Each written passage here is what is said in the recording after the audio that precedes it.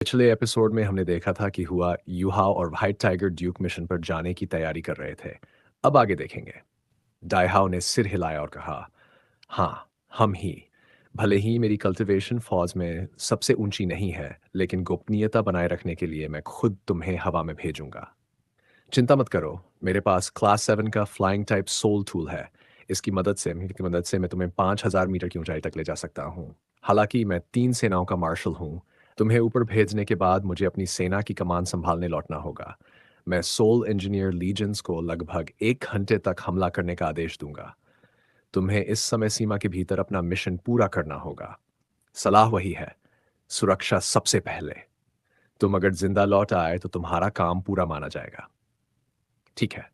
होयुहाव ने सिर झुकाकर हामी भरी और चुपचाप पास की सीट पर जाकर बैठ गया, समय आने का इंतजार करने लगा।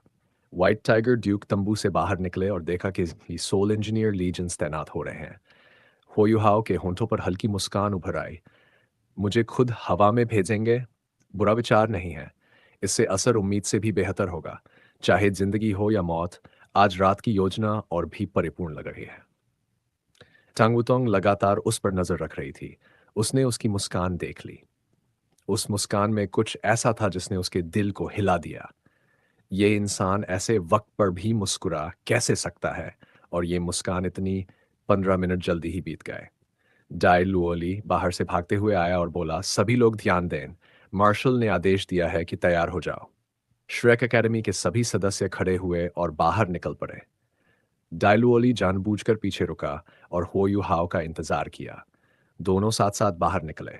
उसने धीरे से फुसफुसाकर कहा, तुम क्या करने जा रहे हो? आज रात का असल इरादा क्या है? Elder brother. शब्द सुनकर हुओ युहाओ के दिल में गर्माहट दौड़ गई। उसने उसके कंधे पर हाथ रखा और बोला, कुछ नहीं, चिंता मत करो, सब ठीक होगा। डायलोली ने होंठ भींचे। एल्डर ब्रदर, खतरे में मत पड़ना। मैं चाहता हूं कि तुम लौट कर आओ और मुझे आगे भी सिखाओ। इन दिनों बहुत कुछ हो रहा है। मेरे पास तुम्हारे पास आने का समय ही नहीं था। जब लौटोगे मैं तुम्हें ढूंढ लूंगा। तुम मुझे फिर से गाइड करना और ये भी बताना कि उस दिन अचानक क्यों चले गए थे। तुम्हारे जाने के बाद मैं बहुत परेशान था। मुझे तो लगा था कि सन मून एम्पायर ने। होयुहाव हंसते हुए बोला, तुम्हें मुझ पर इतना भी विश्वास नहीं है क्या? ऐसा नहीं है, डायलोली ने जवाब दिया, लेकिन हमारे दुश्मन बहुत ताकतवर हैं। युहा मुस्कुराया। लुओली, याद रखो, इस दुनिया में कुछ भी असंभव नहीं होता। डायलोली ठिठक गया, फिर गंभीरता से सिर हिलाया। पिछले कुछ दिनों में सुजुजू और डाई युए हैंग से उसने होयुहाव के बारे में बहुत कुछ सुना था। हाँ, इस दुनिया में कुछ भी असंभव नहीं। उसका एल्डर ब्रदर इसका सबसे बड़ा सबूत था। जब उसके पास सिर्फ 2 रिंग्स थे, तब भी वो श्रेक एकेडमी की इनर कोर्टयार्ड टीम के साथ continental advance soul master academy soul dueling tournament में उतरा था और अंत में जीत सुनिश्चित की थी। तब दायुहेंग सोल एम्परर था, फिर भी वो युहाओ की तारीफ किए बिना नहीं रह सका। वो 6 साल पहले की बात थी। तब युहाओ सिर्फ 2 रिंग सोल मास्टर था, जबकि युएहेंग 6 रिंग सोल एम्परर था। और अब 6 साल बाद युहेंग सोल सेज बन चुका था। लेकिन युहाओ भी 7 रिंग सोल सेज था और उसके पास ट्विन मार्शल सोल्स भी थे। दायुहेंग ने डायलोली को यह भी बताया था कि युहाओ भविष्य का master of the sea god's pavilion होगा। डायलोली भले ही युएहेंग और ह्वाबिन के करीब नहीं था, लेकिन दोनों को सम्मान देता था। और अब युहाओ की अद्भुत उपलब्धियों को जानकर उसके प्रति और भी श्रद्धा बढ़ गई थी। इस बीच आसमान पूरी तरह अंधेरा हो चुका था। व्हाइट टाइगर ड्यूक ऊपर वॉच टावर से लौटे और युहाओ से मिले। हमारे लोग चल पड़े हैं। युहाओ, क्या तुम तैयार हो? युहाओ ने हल्का सा सिर हिलाया। कभी भी। टाइगर ड्यूक ने कहा, ठीक है, तो तुरंत शुरू करते हैं। उन्होंने अपने स्टोरेज सोल टूल से फ्लाइंग टाइप सोल टूल निकाला और पहन लिया। हालांकि वो टाइटल डोलुओ होने के नाते खुद उड़ सकते थे, लेकिन सोल टूल की मदद से युहाओ को ऊपर ले जाना आसान था। युहाओ ने भी अपना फ्लाइंग टाइप सोल टूल पहन लिया। चलो। व्हाइट टाइगर ड्यूक उसके पीछे खड़े हुए, बाहों से उसे थामा और सोल पावर के जोर से दोनों आसमान की ओर सीधी उड़ान भरने लगे। युहाओ की नजर जमीन पर एक जगह पर टिकी थी। उसकी आंखों में कोमलता और तड़प थी, जैसे वो इस दृश्य को हमेशा के लिए दिल में बसा लेना चाहता हो। तांगुतोंग की आंखों में भी उलझन थी। उसने कभी किसी आदमी की इतनी गहरी भावनाओं से भरी नजरें नहीं देखी थीं। उन भावनाओं के बीच एक वीरानी सी छिपी थी। कुछ उसकी सर्वाइवल चांस 80% तो दूर, शायद 80% भी नहीं है। उसने सब समझ लिया। लेकिन तब तक व्हाइट टाइगर ड्यूक युहाओ को लेकर 1000 मीटर से ऊपर पहुंच चुके थे। नीचे 8 सोल इंजीनियर लीजन्स तैनात हो चुके थे। हालांकि उनका काम दुश्मन को डिस्ट्रैक्ट करना था, लेकिन ज्यादातर सोल मास्टर्स मोबिलाइज हो चुके थे। ये मूर्ख तंगुतोंग ने मुठ्ठियां भींच ली। उसे लग रहा था यूहाओ ने पिछली रात की घटना के कारण ये मिशन इतनी जिद से लिया है। क्या कोई सच में प्यार की वजह से अपनी जान दांव पर लगा सकता है? ये आदमी वाकई बेवकूफ है। यूहाओ और ड्यूक लगातार ऊपर उठ रहे थे। 10 मीटर, 2000, 3000 ऊंचाई के साथ ठंड और बढ़ रही थी। ड्यूक ने पूछा, यूहाओ कैसा लग रहा है? अगर तकलीफ है तो बता देना, हम रुक सकते हैं। यूहाओ ने शांत स्वर में कहा, मैं ठीक हूं, आगे बढ़िए। ड्यूक ने उसकी आवाज में अजीब ठंडापन महसूस किया। आखिरकार जब ऊंचाई 4800 मीटर पहुंची तो ड्यूक को कठिनाई होने लगी। यूहाओ ने महसूस किया कि उसके पीछे से शक्तिशाली सोल पावर उठ रही है। उसने सिर झुकाकर देखा, ड्यूक का शरीर एक विशाल व्हाइट टाइगर में बदल चुका था। Martial soul, true body. White tiger Vajra transformation और white tiger devil god transformation, दोनों एक साथ। युहाओ को टाइगर की पीठ पर बैठाकर ड्यूक और तेजी से ऊपर बढ़ा। युहाओ की आंखें गीली हो गईं। उसने हमेशा देखा था कि सर्वेंट्स के बच्चे अपने पिता की गोद में होते। वो हमेशा माँ से पूछता था, मेरे पापा कब मुझे ऐसे गोद में उठाएंगे? और माँ हमेशा कहती, भविष्य में जरूर। वो इंतजार करता रहा पूरे 20 साल। आज पहली बार उसके पिता ने उसे गोद में उठाया। उसकी आंखों से आंसू बह निकले। मैं आखिरकार पिता की गोद में हूं। रात का आसमान बेहद ठंडा था, लेकिन व्हाइट टाइगर ड्यूक के गर्म फर से उसे बस अपनापन और ऊष्मा महसूस हो रही थी। हुओयाओ व्हाइट टाइगर ड्यूक की पीठ पर बैठा था। अंततः वह 5000 मीटर की ऊंचाई तक पहुंच गया था। उसने आसपास लगे ऑल्टीट्यूड मापने वाले सोल टूल की ओर देखा। उसी समय व्हाइट टाइगर ड्यूक की उफनती हुई सोल पावर को भी महसूस किया। दिल में जटिल सी भावनाएं उभरी। ये उसकी पिता की पीठ थी, चौड़ी और मजबूत। उसमें एक तरह की सुरक्षा का एहसास था। डाइहाओ, जो अब व्हाइट टाइगर बन चुका था और तेजी से ऊपर चढ़ता गया। कुछ ही पलों में वे और सैकड़ों मीटर ऊपर चले गए। रात का आसमान शांत था। नीचे की रोशनी धुंधली हो चली थी। चारों तरफ काली ठंडी खामोशी थी। फिर भी हुओयुहाओ डर नहीं रहा था। शायद डाइहाओ की मौजूदगी की वजह से, या किसी और वजह से, उसे खुद पता नहीं था। व्हाइट टाइगर ड्यूक के फर से हल्का सफेद प्रकाश छलक रहा था। बहुत कम तापमान था। हुओयुहाओ ने अपनी आइस एम्प्रेस एंड आर्मर सक्रिय कर ली ताकि वह जमने से बचे। व्हाइट टाइगर ड्यूक की ऑरा अपनी सीमा पर थी। वह पूरी तरह की शक्ति खोल रहा था। हुओयुहाओ ने महसूस किया कि किसी तरह की ऊर्जा उसकी तरफ बहने लगी है। यह अजीब सा था। उसने स्रोत खोजा। खून, ठीक कहें तो उसकी अपनी लिनियज, जो उसने अपने पिता से विरासत में पाई थी। जब व्हाइट टाइगर ड्यूक ने अपनी सोल पावर पूरी तरह छोड़ी, तो उसकी लिनियज की शक्ति भी। हुओयुहाओ का खून उससे जुड़ा था। उसका कल्टिवेशन ड्यूक जितना ताकतवर नहीं था, इसलिए वह ड्यूक की लिनियज की ओर खिंचा चला गया। रक्त का रिश्ता गहरा होता है, यह नाता उन्हें और करीब ले आया। ड्यूक की सर्कुलेशन तेज हुई और युवाओं ने देखा कि ड्यूक की ऑरा की कुछ लहरें उसकी देह में समा रही थीं। उससे उसकी सर्कुलेशन भी तेजी से बढ़ी। उसमें से उसकी असली आंखें झलक गईं। तुरंत उसने इमिटेशन का प्रयोग किया कि ड्यूक कुछ न समझे। ड्यूक की आवाज आई, हाँ, हाँ, सचेत हुआ। मैं तुम्हें लगभग 6000 मीटर तक भेज सकता हूँ। अगर और ऊपर गए तो ग्लाइड के दौरान तुम्हारी सोल पावर ज्यादा ड्रेन हो जाएगी। मेरा लिमिट 5800 से 6000 मीटर के बीच है। क्या तुम्हें और ऊंचाई चाहिए? होयो ने कहा, जरूरत नहीं। 5500 मीटर ही काफी है। ठीक है, तैयार हो जाओ। ड्यूक का शरीर और तेज चमक उठा। सफेद रोशनी ने होयुहाओ को घेरे में ले लिया और ठंड से उसे अलग किया। वे फिर कुछ सैकड़ों मीटर ऊपर उठे। होयुहाओ की आंखें जगमगा उठीं। उसकी सोल पावर उफान में आई और पूरी तरह अल्टीमेट आइस बन गई। इतनी ताकत के कारण वह आसपास का 1000 मीटर से भी ज्यादा इलाका महसूस कर सकता था। व्हाइट टाइगर की अचानक उछाल ने बताया, अब मिशन शुरू होगा। सफेद रोशनी धीरे धीरे सिकुड़ने लगी। व्हाइट टाइगर का रूप फिर से सामान्य हुआ। ड्यूक ने युहाओ की कमर कसकर कहा, सावधान रहना, लापरवाही मत करना। मैं तुम्हें भेज रहा हूं, तैयार हो जाओ। ठीक है, हुयुहाओ ने ठंडे मन से कहा। आइस एम्प्रेस आर्मर और मजबूत हुई। उसकी कंधे पर star anise mysterious ice grass की चमकदार पत्ती उगाई। उसने हवादार बर्फीला ओरा फैलाया। ड्यूक ने एक जोरदार फेंक किया। हो युहाओ हवा में घूमता हुआ सैकड़ों मीटर तक उड़ गया। फिर उसने अपने शरीर को फैलाया और पीछे से butterfly shaped flying type soul tool खुल गया। उसने शरीर को स्थिर कर लिया और आगे बढ़ा। व्हाइट टाइगर ड्यूक ने ऊपर रहकर देखा और सांस ली। उसने खुद नहीं सोचा था कि एक सोल सेज इतनी ऊंचाई सहन कर सकेगा। हो युहाओ की अल्टीमेट आइस वाकई असाधारण थी। फिर ड्यूक ने देखा, जो बच्चा अभी कुछ क्षण पहले उसकी नजरों में था, अब गायब था। कहीं कोई निशान नहीं। टाइटल डूलू होते हुए भी उसे लोकेट नहीं कर पाया। ये ड्यूक के लिए हैरानी की बात थी। यह लड़का सर्वेलेंस में बेमिसाल है, उसने सोचा। ट्विन मार्शल सोल्स होने के बावजूद वह स्पिरिट का इस्तेमाल भी कर रहा है। असल में आइस एम्प्रेस उसका मार्शल सोल था। Star Annie's mysterious ice grass एक शुद्ध स्पिरिट थी। स्पिरिट ने तुरंत उसकी रक्षा की। पतली हवा में आइस एक तत्व के रूप में मौजूद था।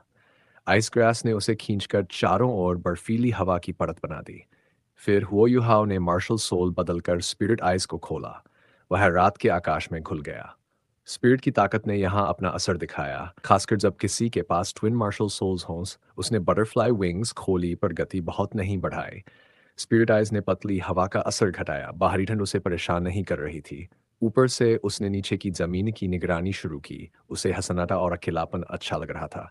यहाँ कोई ज्यादा कटिका नहीं सकता। अकेलेपन में भी एक तरह की आज़ादी थी। उसने अपनी सोल पावर को धीमा कर दिया और सोल पावर को उसने बारीकी से फ्यूज कर लिया। यह स्थिति उसे ऊपर उठाकर एक अलग अनुभव दे रही थी, एक तरह का बुलावा जो उसने पहले स्पिरिट पगोडा में भी महसूस किया था। अचानक उसके सीने से एक गहरा काला ओरा उठा। अंधेरा फैलने लगा। पतली सी स्केल जैसी परतें उसकी देह पर उभर आईं। ये बदलाव उसे झकझोरा। वह अपनी एग्जॉल्टेड स्थिति से बाहर आया और भौहें चढ़ाईं। चारों तरफ फिर वही काली रात थी। सुनहरा कुछ भी नहीं था। हुओ युहाओ ने हल्की सी तंज भरी मुस्कान दी। डीटियन, फिर तुम। ग्रेट सार्डो फॉरेस्ट की तरफ अचानक हलचल हुई। लेक ऑफ लाइफ का पानी उबल उठा। एक तीव्र काला गोला आसमान की ओर उठा। भयंकर ओड़ा चारों ओर फैल गया। स्लॉटरिंग ग्राउंड्स के शक्तिशाली सोल बीस्ट्स भी सहम गए। वे नीचे गिर पड़े, जैसे डरे हुए छोटे बिल्ली के बच्चे। काला प्रकाश सिकुड़ने लगा। टीटीएन धीरे धीरे हवा में प्रकट हुआ। वह पीला पीला, मुंह में मुट्ठी और शरीर खतरनाक ओरा से घिरा था। वह चिल्लाया, दूसरी बार, ये दूसरी बार है। मैं 8 लाख साल से इसे ढूंढ रहा हूं पर नहीं मिला। क्यों ये बार बार उसके शरीर पर आ रहा है? क्या सिर्फ इसलिए कि मैं एक सोल बीस्ट हूं और वह एक इंसान है? ग्रेट स्टारडो फॉरेस्ट में गहरी गर्जना गूंजी। कोई उत्तर नहीं मिला। डियन धीरे धीरे शांत हुआ, पर उसका चेहरा अभी भी काला और गंभीर था। चाहे कुछ भी हो, मैं तुम्हें इसे पूरा नहीं करने दूंगा।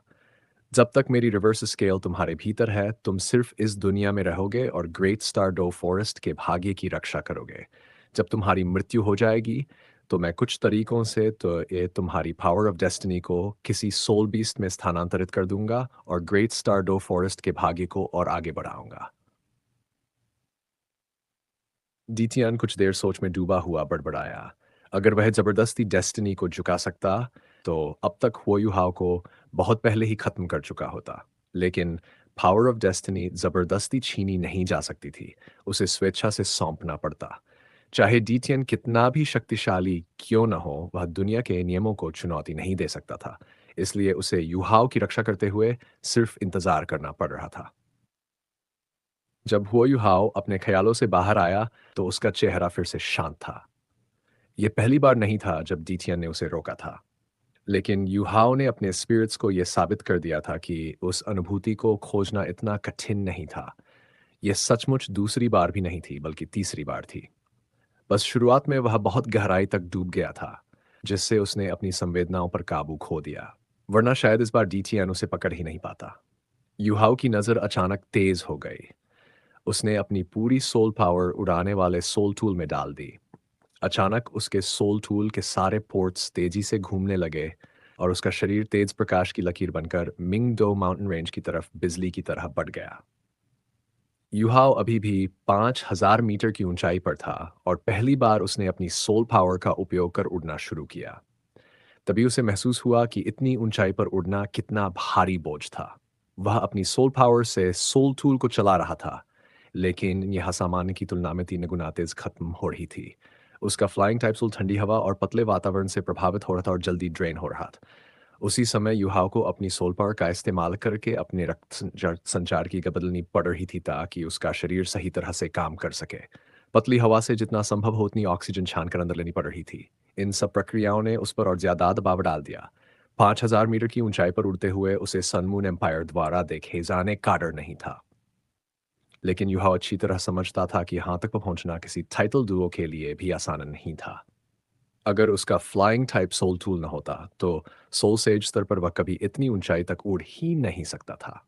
आधे मिनट से भी कम समय में युहाओं की सोल पावर लगभग 20% खत्म हो गई। अगर वह इसी तरह उड़ता रहता, तो मिंगडो माउंटेन रेंज तक नहीं पहुंच पाता।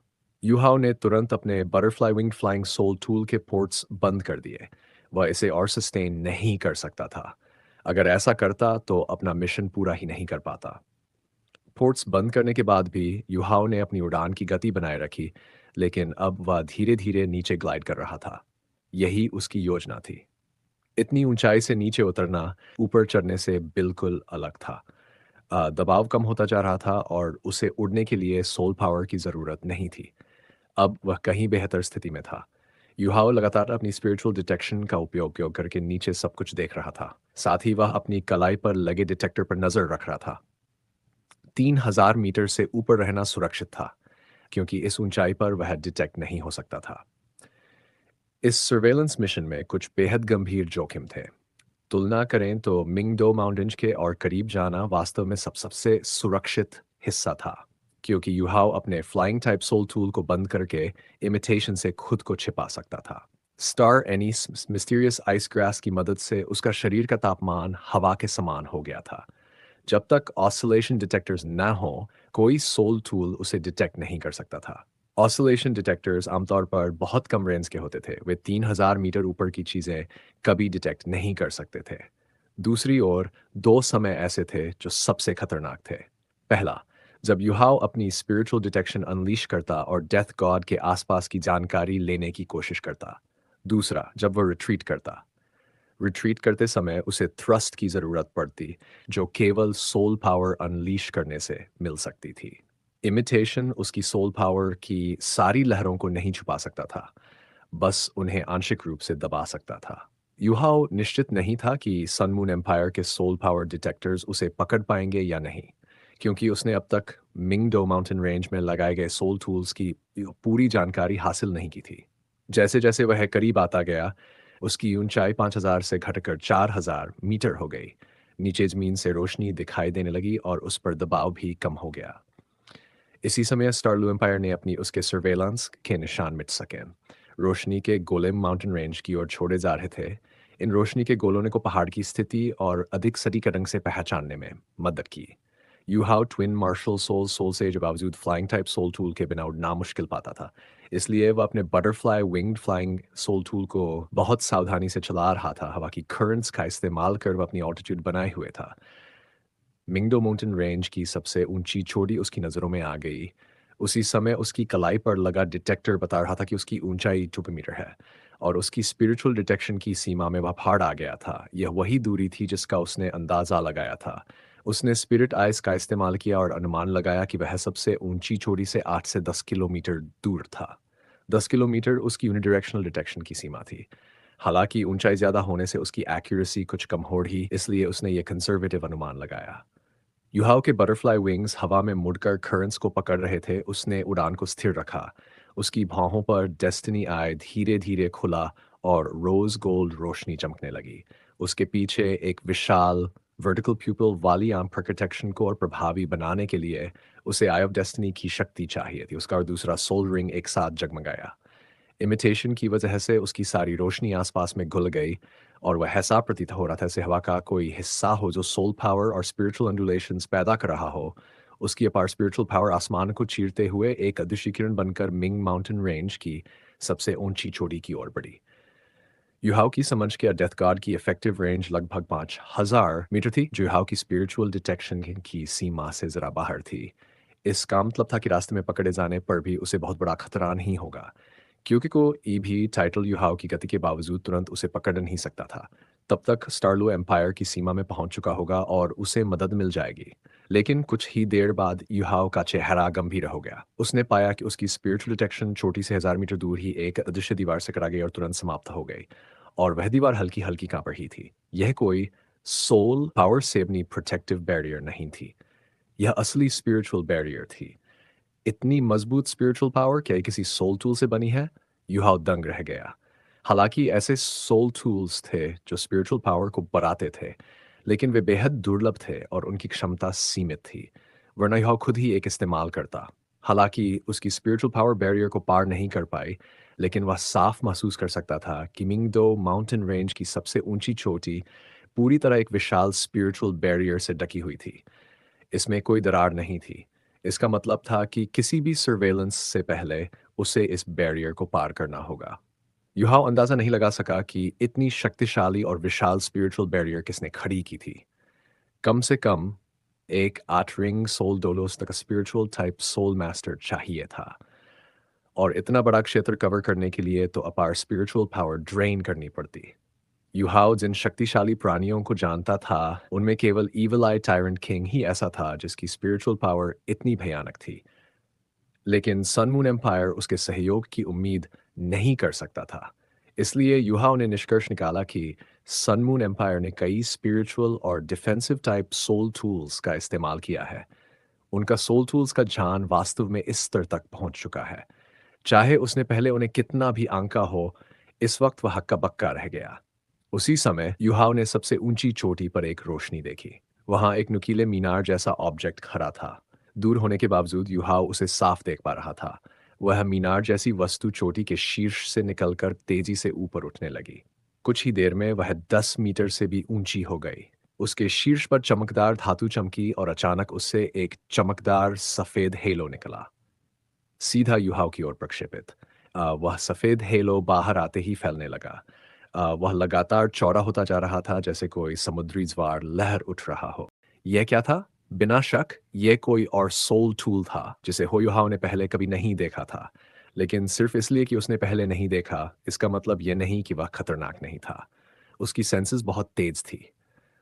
भले ही सफेद हेलो अभी तक उस तक नहीं पहुंचा था, युहाव ने तुरंत समझ लिया कि यह ऑफेंसिव या लीथल नहीं है।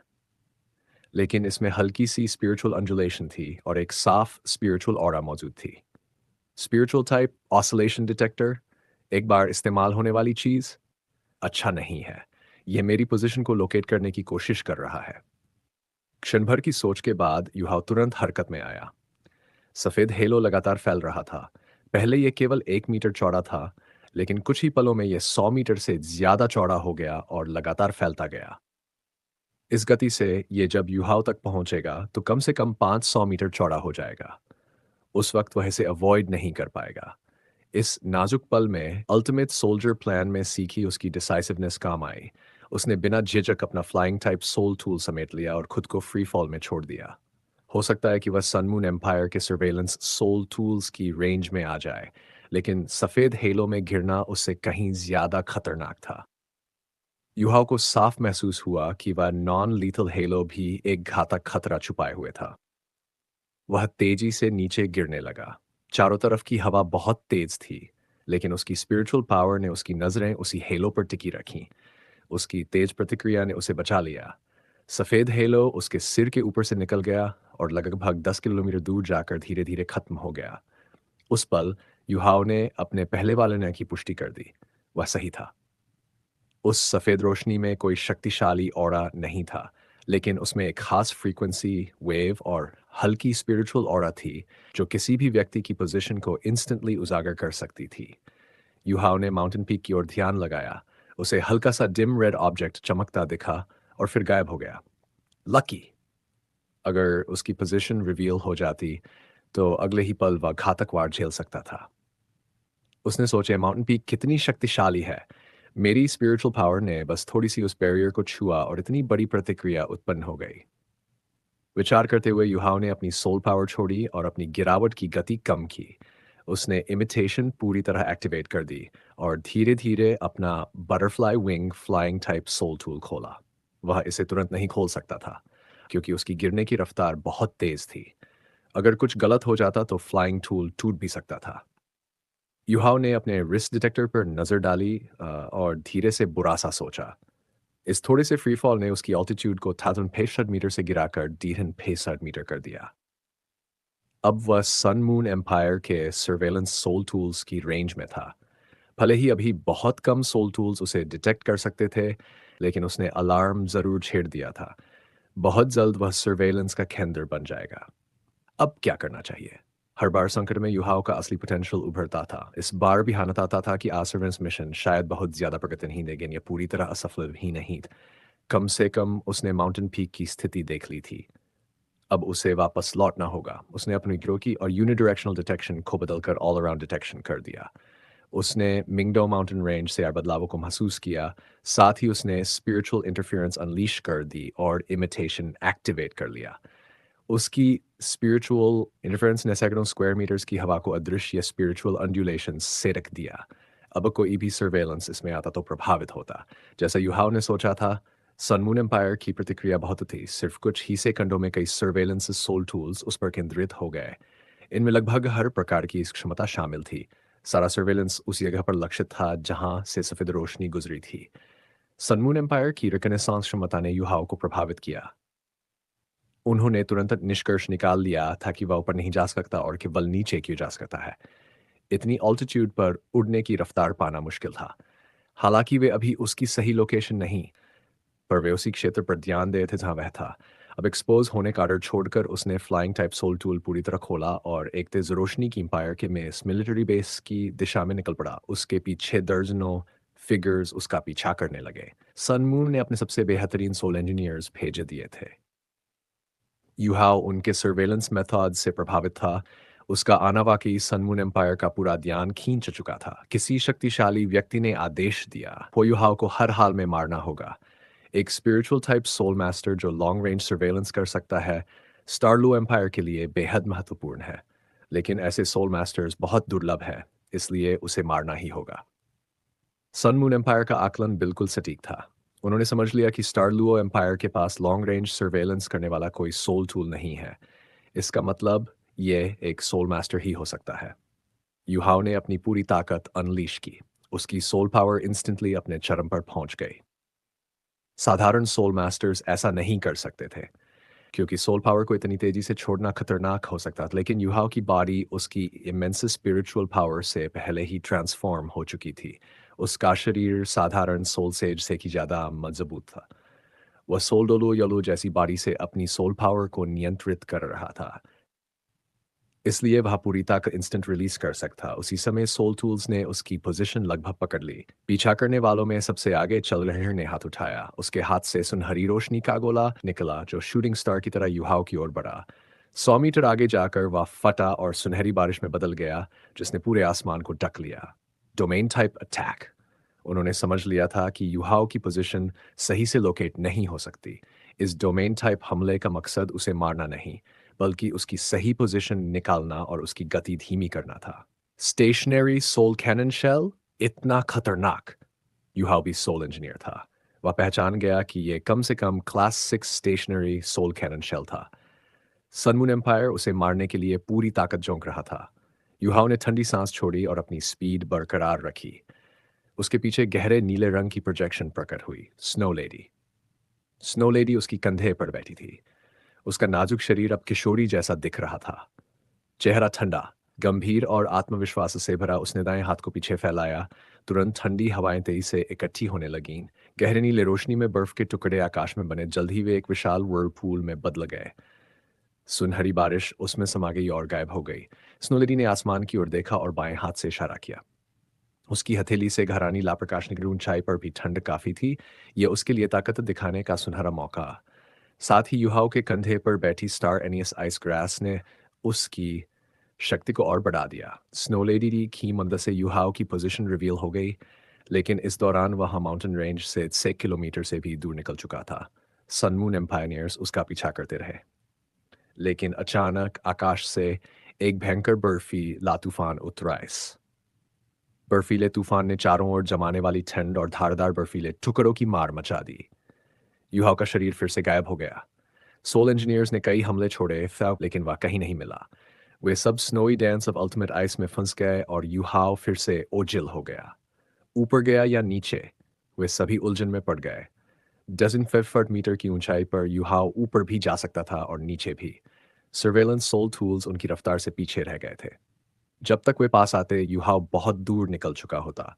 एक सोल इंजीनियर ने गुस्से में कहा, यह लड़का खुद को छुपा लेता है, अब क्या करें?